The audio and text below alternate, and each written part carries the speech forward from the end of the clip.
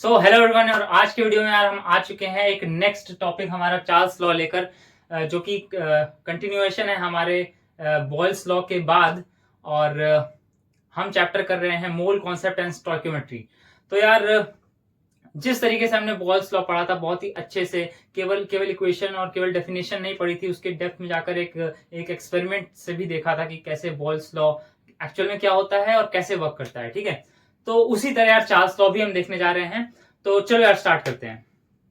तो यार सबसे पहले देखो, चार्ल्स लॉ के लिए बताने से पहले मैं फिर से वही एक बार रिवाइज करूंगा। तो देखो, गैस की कुछ कैरेक्टरिस्टिक्स होती हैं, ठीक है, जैसे कि वॉल्यूम, टेम्परेचर, प्रेशर और अमाउंट ऑफ गैस। ठीक है, यहाँ पर जल्दी से लिख लेता हूं। ये हमने पिछले वीडियो में भी डिस्कस किया था कि ये चार हमारे कैरेक्टरिस्टिक्स होती हैं गैस की। और जितने भी हम लॉज पढ़ रहे हैं ना, ये गैस लॉज, उन सभी में आप ये देखोगे कि किसी दो को हम कांस्टेंट कर देंगे और फिर जाकर जो बाकी दो हैं उनकी रिलेशनशिप हम स्टडी करेंगे कि कैसे ये एक दूसरे को अफेक्ट करते हैं।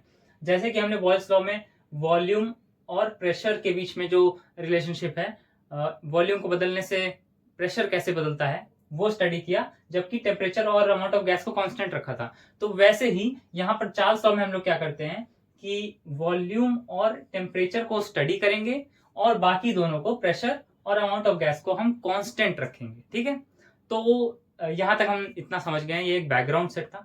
अब सबसे पहले यार देखो, डेफिनेशन तो देखनी बहुत जरूरी है। तो सबसे पहले मैं डेफिनेशन लिख देता हूं, फिर देख। तो यार ये है चार्ल्स लॉ की डेफिनेशन। ठीक है, तो डेफिनेशन एक बार पढ़ लेते हैं कि volume of a given mass of dry gas is directly proportional to its absolute temperature if the pressure is kept constant. तो यार ये डेफिनेशन तो हमने पढ़ रखी है, ठीक है, बुक में। अगर समझना चाहे तो डेफिनेशन बस इतना कहती है कि यार वॉल्यूम और टेम्परेचर कैसे रिलेटेड हैं। तो वॉल्यूम और टेम्परेचर डायरेक्टली रिलेटेड हैं अगर हम प्रेशर को कांस्टेंट रखते हैं for a given mass of dry gas. ठीक है, इतना से कह रही है। मतलब वॉल्यूम डायरेक्टली प्रोपोर्शनल है टेम्परेचर के। वॉल्यूम बढ़ाएंगे तो टेम्परेचर मतलब वॉल्यूम बढ़ेगी तो टेम्परेचर बढ़ेगा, टेम्परेचर के बढ़ाने पर वॉल्यूम बढ़ेगी। ठीक है, बस इतना सा कहना चाह रहे हैं। तो क्या हम इतने पे रुक जाएंगे? नहीं, हम इसको बॉयल्स लॉ को जैसे पढ़ा था वैसे ही इसको भी हम पढ़ने वाले हैं डेप्थ में। ठीक है, तो यार इसके बाद हम सबसे पहले एक एक्सपेरिमेंट के थ्रू देख लेते हैं ना। जो एक एक्सपेरिमेंट के थ्रू, जैसे हमने बॉयल्स लॉ के लिए एक एक्सपेरिमेंट के थ्रू देखा था, तो बहुत अच्छी फील आई थी। ठीक है, यहाँ पर भी मैं वही करूंगा। तो सबसे पहले यार एक डायग्राम में बना देता हूँ। तो यार डायग्राम आप देख पा रहे हो, ठीक है, ये है फिगर 1 और ये है फिगर 2। देखो फिगर 1 में क्या है, एक सिलेंडर है जिसमें कि हमारे पास एक गैस रखी है। ठीक है, अब इस यहाँ पर हमारे ऊपर इसके ऊपर एक पिस्टन लगा हुआ है जो कि मूवेबल पिस्टन है। ठीक है, मूव कर सकता है ऊपर नीचे। अब उसके बाद यहाँ पर सेकंड सिनेरियो में हमने क्या किया है कि सेम कंटेनर है, सेम सिलेंडरिकल कंटेनर है, बस उसको हमने हीट करना स्टार्ट कर दिया। यहाँ पर हीट हम इसको करना स्टार्ट कर दिए हैं। अच्छा, अब यहाँ पर हम सोचते हैं कि क्या होगा अगर हम हीट करना स्टार्ट करेंगे। तो देखो, ऑब्जर्वेशन ये होगी कि यहाँ पर ये जो मूवेबल पिस्टन था ये ऊपर चला जाएगा। ठीक है, यहां पर अगर हम देखेंगे तो ऐसा होगा कि कुछ देर बाद ये जो मूवेबल पिस्टन था ये ऊपर चला जाएगा। ये ठीक है, ये पिस्टन, ठीक है, ये जो पिस्टन लगा हुआ है ये ऊपर चला जाएगा। अच्छा, ये ऐसा क्यों हुआ? तो देखो, सबसे पहले यहाँ पर इसके कुछ रीजंस हैं। ठीक है, हम देखो इतना जानते हैं कि कोई भी जो गैस होती है उसके मॉलिक्यूल्स जो होते हैं वो रैंडम मोशन कर रहे हैं। ठीक है, रैंडम मोशन उनकी हो रही है, हमेशा लगातार हो रही है। ठीक है, वो उस रैंडम मोशन में वो जाकर वॉल्स ऑफ द कंटेनर को हिट करते हैं, जिसकी वजह से प्रेशर उस पर लगता है। यही होता है प्रेशर ऑफ द गैस। ठीक है, अब यहाँ पर देखो क्या हो रहा है कि जब यहाँ पर ऐसा हो रहा होगा, ठीक है, अपना रैंडम मोशन हो रही है, हिट कर रहे हैं और प्रेशर बन रहा है। ठीक है, यहाँ पर क्या हो रहा है, यहाँ पर हीट करना स्टार्ट कर दी। तो देखो दो चीजें होंगी। पहला, हीट करने से क्या होगा, ऑब्जर्वेशन से वो होना क्या, एज वी हीट तो क्या होगा, एज वी हीट तो क्या होगा, पहला ये होगा कि यहाँ पर काइनेटिक एनर्जी ऑफ मॉलिक्यूल्स, देखो मॉलिक्यूल्स गेन काइनेटिक एनर्जी। और दूसरा ये होगा यहाँ पर कि जो हमारे कोलिजन्स हैं, कोलिजन की फ्रीक्वेंसी बढ़ जाएगी। तो देखो बस इतना सा होगा कि हर एक मॉलिक्यूल में काइनेटिक एनर्जी बढ़ जाएगी, मतलब उसकी स्पीड बढ़ जाएगी। तो ज्यादा स्पीड से और ज्यादा बार हिट करेगा। मतलब आप समझ पा रहे हो, फ्रीक्वेंसी भी बढ़ गई, कितने बार हिट कर रहा है उसकी फ्रीक्वेंसी भी बढ़ गई और स्पीड भी बढ़ गई। स्पीड बढ़ी ज्यादा स्पीड से अब हीट कर पा रहा है, मतलब अब समझ रहे हो क्या होगा कि अब ज्यादा प्रेशर लगाएगा तो गैस का प्रेशर बढ़ गया, है ना। यहाँ पर देखो प्रेशर बढ़ गया, तो दोनों चीजों की वजह से क्या होगा यहाँ पर कि देखो काइनेटिक एनर्जी बढ़ने की वजह से और कोलिजन की फ्रीक्वेंसी बढ़ने की वजह से ज्यादा तेज मार रहा है और ज्यादा बार मार रहा है, वो हिट कर रहा है वॉल्स को, ठीक है। तो अब उसकी वजह से क्या होगा कि यहाँ पर देखो प्रेशर इंक्रीज करने लग जाएगा। इनिशियली क्या होगा कि प्रेशर यार बढ़ने लग जाएगा, बट हम तो चार्ल्स लॉ में पढ़ते हैं कि प्रेशर कांस्टेंट है। अभी देखते हैं, देखो इसीलिए यहाँ पर जो पिस्टन है ना ये मूवेबल है। तो अब देखो क्या होगा कि जैसे जैसे यहाँ से इस सिनेरियो में हम आएंगे, हीट करेंगे तो ये दोनों चीजें होंगी, प्रेशर बढ़ने लगेगा इनिशियली।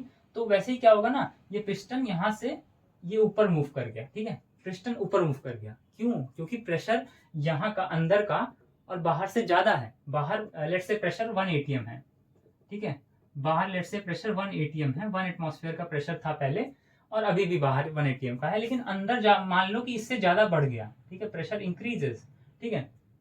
पहले अंदर बाहर का बराबर था तो यहाँ तक था, अब यहाँ का बढ़ने लगा तो ये ऊपर उठ गया, ठीक है। तो यहाँ पर मान लो प्रेशर बढ़ गया। अब देखो हमें पता है कि ये मूवेबल है तो ऊपर उठ जाएगा। ऊपर ये तब तक ही उठेगा जब तक कि प्रेशर बाहर का और अंदर का बराबर ना हो जाए, ठीक है, सिंपल सी बात है। इसीलिए हमने इसको मूवेबल रखा है। और चार्ल्स लॉ इसी तरह तो एक्सप्लेन होगा, क्योंकि हम चार्ल्स लॉ में ये मानते हैं कि प्रेशर कांस्टेंट ही रखना है। इसीलिए हम चाहते हैं कि जो प्रेशर पहले था गैस का 1 atm उतना ही ये बाद में भी हो जाए। तो वही इसीलिए यहाँ पर इसको पिस्टन को मूवेबल लिया गया है। तो अब ये मूव करके ऊपर चला जाएगा, गैस का प्रेशर उतना ही कांस्टेंट रहेगा। अच्छा, गैस का अमाउंट चेंज हुआ क्या? नहीं हुआ। तो गिवन मास, ये कंडीशन ट्रू है, ठीक है, ड्राई गैस हमने ली हुई है और प्रेशर को हमने कांस्टेंट रख दिया, मतलब पहले जितना था अंदर, बाहर बाद में थोड़ा सा इंक्रीज हुआ इनिशियली, लेकिन हमने मूवेबल पिस्टन रखा है तो ऊपर चला गया, प्रेशर वापस से उतना ही हो गया, ठीक है।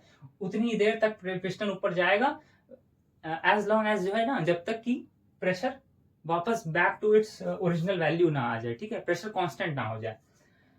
अब ऑब्जर्वेशन क्या हुई, टेम्परेचर को बढ़ाया, हीट किया, तो क्या हुआ, वॉल्यूम बढ़ गई, वॉल्यूम बढ़ गई। अब हमें यहाँ पर फील आई कि भाई चार्ल्स लॉ ये है चार्ल्स लॉ कि भाई टेम्परेचर को बढ़ाने पर वॉल्यूम भी बढ़ जाएगी। यहाँ पर कोई और फैक्टर इन्वॉल्व नहीं है, हमने गिवन मास ही लिया है। ऐसा नहीं है कि मॉलिक्यूल्स ही और डाल दिए हमने, मास ज्यादा डाल दिया जिसकी वजह से प्रेशर बढ़ गया हो या कुछ भी और कहानी हुई हो, वॉल्यूम बढ़ गई हो, नहीं, केवल और केवल टेम्परेचर बढ़ाने की वजह से वॉल्यूम बढ़ा है और दूसरा कोई रीजन नहीं है। हमने प्रेशर को भी कांस्टेंट रखा है, हमने मास को भी कांस्टेंट रखा है, ठीक है। तो यहाँ पर हमें एक फील आ गई होगी कि चार्ल्स लॉ होता क्या है, ठीक है। अब ये तो हमने एक एक्सपेरिमेंट कर लिया। अब इसके बाद देखो हम डेफिनेशन समझ चुके हैं, हम एक एक्सपेरिमेंट से इसकी फील ले चुके हैं कि चार्ल्स लॉ क्या होता है। अब यार एक सबसे पहले एक इक्वेशन समझ लेते हैं कि चार्ल्स लॉ की इक्वेशन क्या होती है, फिर उसके बाद हम आगे का देखते हैं। तो यार चार्ल्स लॉ की जो इक्वेशन है ना, इक्वेशन बहुत ही सिंपल है, जैसा कि हमने एक्सपेरिमेंट में देखा और जैसा कि ये डेफिनेशन कहती है कि V is proportional to T। ये कुछ मैंने चुपके से लिख दिया है यहाँ पर, इसको मैं अभी बाद में एक्सप्लेन करता हूँ, ठीक है। V is proportional to T लिखा है और व्हेन प्रेशर इज कांस्टेंट, ठीक है, प्रेशर इज कांस्टेंट, यहाँ पर हमें पता है ये चीज, ठीक है। V is proportional to T है, प्रोपोर्शनलिटी कांस्टेंट, प्रोपोर्शनलिटी हटाओ, एक कांस्टेंट लगा दो, ठीक है। तो V upon T in Kelvin is constant, ठीक है। ये हमारे पास इक्वेशन आ जाती है हमारे पास चार्ल्स लॉ की, ठीक है। तो इसमें अगर हम क्वेश्चन सॉल्व करेंगे तो भाई ऐसे बन जाएगा कि V1/T1 is equals to V2 upon T2 is equals to constant, मतलब डिफरेंट सिनेरियोज में V/T का जो रेशियो है वो कांस्टेंट रहेगा, ठीक है। इतना सा अगर देखो हमने डेफिनेशन देख ली, ठीक है, डेफिनेशन बहुत अच्छे से समझ में आ गई, गायब हो गई यहाँ से। अब हमने यार इक्वेशन देख ली, ठीक है। अच्छा, मैंने यहाँ पर एक चीज चुपके से लिख दी थी, केल्विन। अब देखो यार हम पुराने तरीके से तो पढ़ नहीं रहे हैं कि जो समझ में आया वो तो ठीक है, वरना जो लिखा है वो उसको ऐसे ही रट लो, ऐसे तो नहीं पढ़ रहे ना हम ऐसे पढ़ रहे हैं कि हमें फील आए कि भाई हर एक चीज क्यों लिखी है, जो भी लिखा है वो क्यों लिखा है, ठीक है। तो टेम्परेचर केल्विन में क्यों लेना है, डिग्री सेल्सियस में क्यों नहीं लेना है, तो बात समझते हैं, ठीक है। अब इसको समझते हैं, इस पर थोड़ा डिस्कशन करते हैं। देखो टेम्परेचर को केल्विन में क्यों लेना है, इसका रीजन ये है कि लेट्स से एक एक्सपेरिमेंट हुआ था, तो उसमें क्या था कि जैसे मान लो गैस है 10 डिग्री सेल्सियस पे, उसका वॉल्यूम है लेट्स से 2 लीटर, ठीक है। ये एक्सपेरिमेंट की बात हो रही है, ठीक है, ये मैं नहीं कह रहा, एक्सपेरिमेंट कह रहा है। और इसका मान लो हमने टेम्परेचर बढ़ा दिया और 20 डिग्री सेल्सियस कर दिया अब, ठीक है। तो जैसा कि हमें पता है चार्ल्स लॉ के हिसाब से कि V is proportional to T, V को डबल करेंगे, सॉरी टेम्परेचर को अगर डबल किया तो V भी डबल हो जाना चाहिए। तो टेम्परेचर देखो डबल हो रहा है ना, 10 से 20 हो रहा है ना, तो वॉल्यूम कितना होना चाहिए, 4 लीटर। और यहाँ पर हम हो गए गलत। ये मैं नहीं बता रहा हूँ, ये एक्सपेरिमेंट्स में फाउंड हुआ कि भाई टेम्परेचर को जब हमने 10 से 20 किया, यानी कि डबल किया सेल्सियस में, तो वॉल्यूम एक्सपेक्ट तो हम ये कर रहे हैं, हाँ एक्सपेक्ट तो हम ये कर रहे हैं कि डबल हो जानी चाहिए, बट ये डबल नहीं हुई, ठीक है। अच्छा, ये एक्सपेरिमेंट्स का रिजल्ट आया। बट वही हमने केल्विन में देखा, तो केल्विन में देखते हैं 10 डिग्री सेल्सियस केल्विन में कितना होता है, 283 केल्विन। डिग्री सेल्सियस में आप 273 जोड़ देते हो, 273.15, तो आ जाता है अपना केल्विन में टेम्परेचर, ठीक है। ये होता है। तो यहाँ पर 283 से हम 293 में जा रहे हैं ना, एक तरीके से अगर हम एब्सोल्यूट स्केल की बात करें। तो यहाँ पर आप देखोगे ना, यहाँ पर हम देख पा रहे हैं कि यार टेम्परेचर डबल नहीं हुआ। आप समझे बात को। देखो, जो केल्विन स्केल है, इसको हम लोग एब्सोल्यूट स्केल कहते हैं। तो इस एब्सोल्यूट स्केल में हम रीडिंग क्यों लेते हैं, इसके लिए टेम्परेचर को हम केल्विन में क्यों लेते हैं, इसका रीजन ये है कि जो केल्विन स्केल है ना, उसका जो जीरो है वो एक्चुअल में रियल फिजिकल जीरो है। यानी कि ये ऐसा टेम्परेचर है 0 केल्विन जहां पर एक्चुअल में जो मॉलिक्यूलर मोशन है वो मिनिमम होता है। देखो, गैसेस के लिए ना डिग्री सेल्सियस वाली स्केल इतनी ज्यादा सिग्निफिकेंट नहीं है। क्यों नहीं है, वो वाटर के लिए बनाई गई थी कि वाटर के फ्रीजिंग और बॉइलिंग पॉइंट के हिसाब से बनाई गई है, ठीक है। उसका गैसेस के लिए कोई सिग्निफिकेंस नहीं है। गैसेस के लिए जो सिग्निफिकेंट है वो है केल्विन स्केल।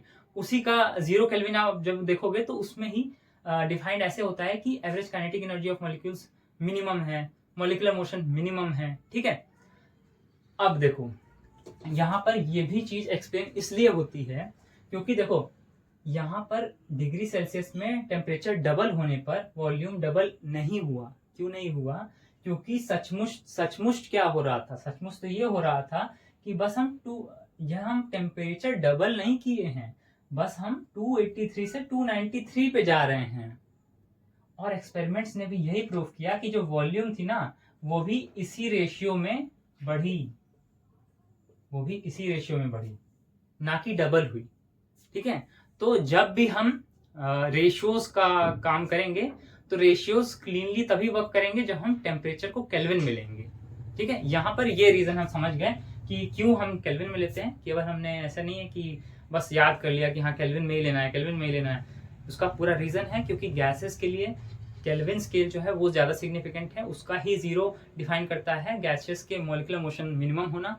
और साथ ही साथ आप जब देखोगे ना तो रेशियोज के लिए यार देखो क्लीनली तभी वर्क करेगा जब आप केल्विन स्केल में लोगे, ठीक है। तो यहाँ पर हम समझ गए कि केल्विन स्केल क्यों लेते हैं। तो ये था यार पूरा चार्ल्स लॉ का, इसको एक बार समराइज कर लेते हैं, ठीक है।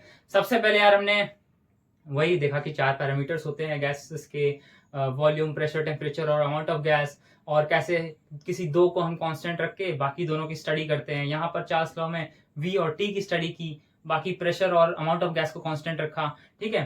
तो यहाँ पर ये था। उसके बाद हमने डेफिनेशन देखी, ठीक है। फिर डेफिनेशन के बाद हमने क्या देखा था, एक एक्सपेरिमेंट देखा था, टेम्परेचर के बढ़ाने पर वॉल्यूम बढ़ जा रही है, ठीक है, ये समझा। उसके बाद हमने समझा कि हाँ इक्वेशन क्या थी, इक्वेशन देखी, और इक्वेशन में टेम्परेचर को केल्विन में क्यों रखते हैं ये पूरा अच्छी तरीके से समझ लिया है, ठीक है।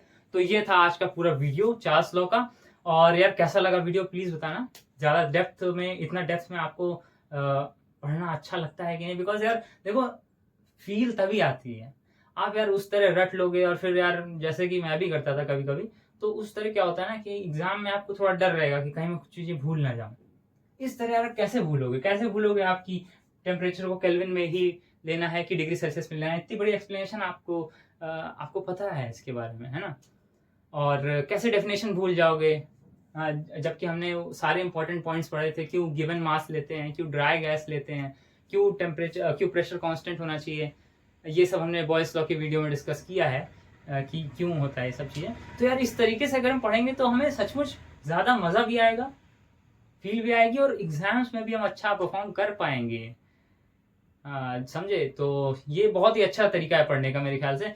सो प्लीज बताना यार कैसा लगा ये तरीका, अच्छा लगा या बुरा लगा, कैसा लगा बताना प्लीज। सो मिलते हैं नेक्स्ट वीडियो में, बाय बाय।